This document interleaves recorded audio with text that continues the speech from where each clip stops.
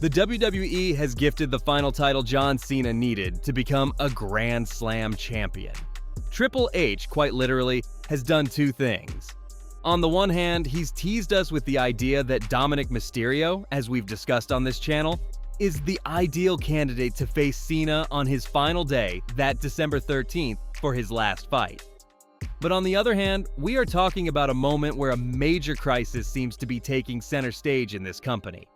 We saw it in previous videos. They have not sold tickets for WrestleMania 42. I'm going to show you the seating map I presented 2 weeks ago. Alongside the current one, nothing has changed.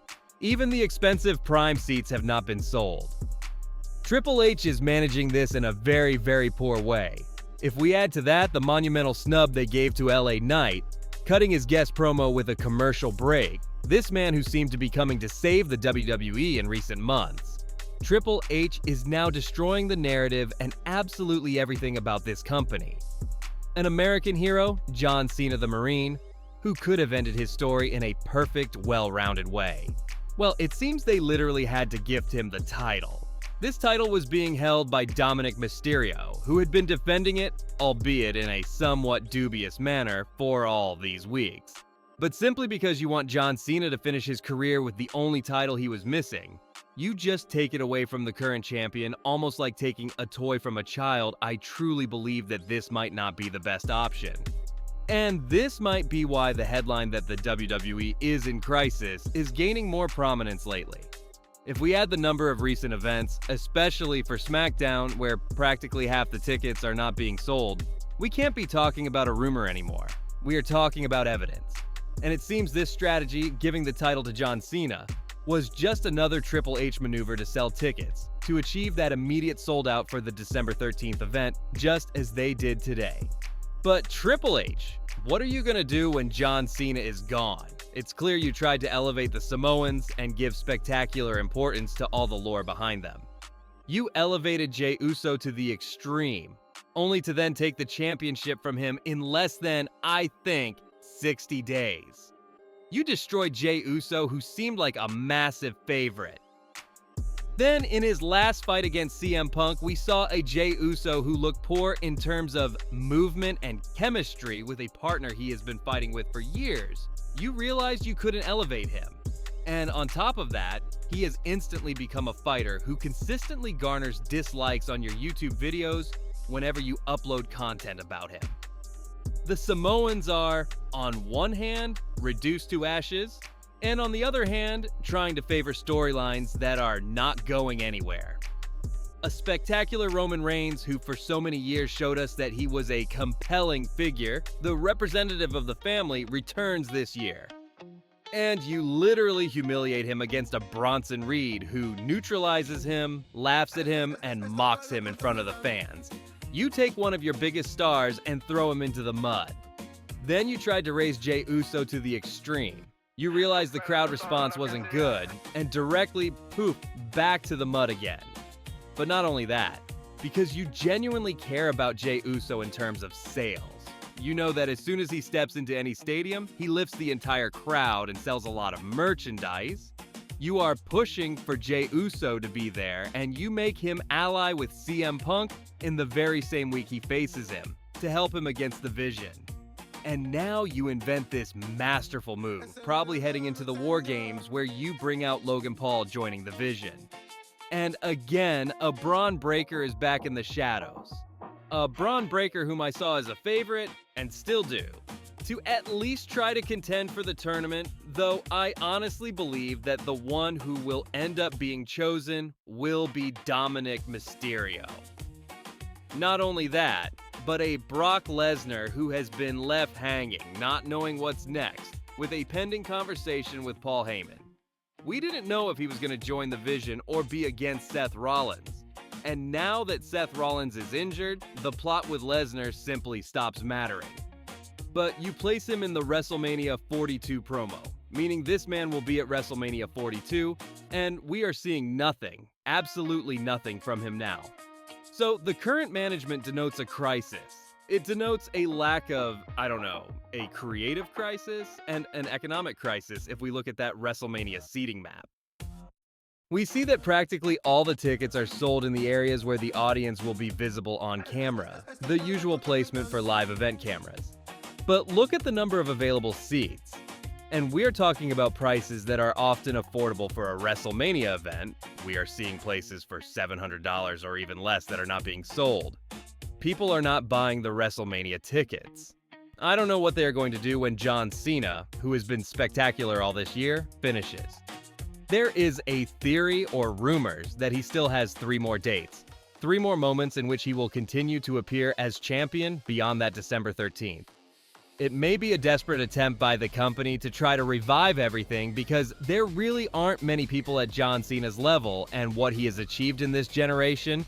Great wrestlers are currently out of play, and we are not seeing them. So, I don't know. The crisis they are experiencing is clear. The narrative crisis is also clear.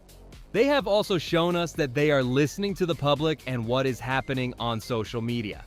We have seen it with returning wrestlers and with decisions like the fantastic match between John Cena and AJ Styles, which perhaps a priori was not a decision that crossed their minds. But the moment it started to surface on social media, they gifted it to us, and it was the ideal fan service. They ended up paying tribute to a lot of wrestlers who have passed through or been relevant in John Cena's history. And then we have the spectacular snub, it has no other name, that they gave to LA Knight after having him out of focus for a while, or not giving him real prominence. Poof, they make him return. And in the middle of his promo, in the middle of his speech. Commercial break gone. That's it. We saw the images they shared on social media, where he clearly didn't look very happy, and I don't think he was amused at all. And if we add to that the fact that the War Games now look very much like Cody Rhodes, will take LA Knight's place and be the protagonist of one of the teams, well, I don't know, Triple H. How are you managing this? It is true that they have had to adapt to a lot of absences that they weren't counting on for this year's storyline. The injury to Seth Rollins has been a major setback, and we know that many things were cut from there. It also affected the plot of CM Punk and AJ Lee with Becky Lynch, and what I was saying about Brock Lesnar, who was perhaps the person who was going to attack him or directly face him, and now he won't be able to. But we do know he will be at WrestleMania 42. And now, if we can talk about last-minute news and good things among the good news, is that we are going to have a return. Maybe not a return as a wrestler per se, but we do know, because he himself confirmed it, that Chavo Guerrero has signed again with the WWE. We understand that it's not as a wrestler. There are rumors that with the acquisition of Ete, he will join the team and be helping the new generations, new wrestlers, and probably with how everything related to AAA is being managed now. Which honestly is giving us very good fights and a very interesting crossover. So, Guerrero returns. He probably returns in that role of a manager or agent rather than a wrestler. Although, you never know if he might give us some fan service, some punctual return against, imagine, Dominik Mysterio or something like that. We can't rule it out either. But basically, I repeat my bet. Since I'm back on the topic of Dominik Mysterio, and we saw that nod that John Cena also made to his father, Rey Mysterio, who also returned this week, we saw him again in the ring, although not fighting. But we did see him in that promo with his son, Dominik Mysterio. I already told you that for me, within everything a wrestler needs to face John Cena on December 13th, Dominik Mysterio meets all the characteristics. He embodies the company's present, future, and history. That is, he is a wrestler who is entertaining and doing very well. And with that last fight in which he lost the Intercontinental Championship, they may have given us a hint that an enmity can be generated there between the two to try to close John Cena's final fight with some sense and coherence and make that career closure. Although, as I said, there are rumors, and in the end, fans expect anything now. Even though he won't be seen as a wrestler after December 13th, it is possible that he will make more appearances in the future, especially if they see that they are not selling tickets, as is happening for the WrestleMania event. Or if, unfortunately, we see him at WrestleMania 43.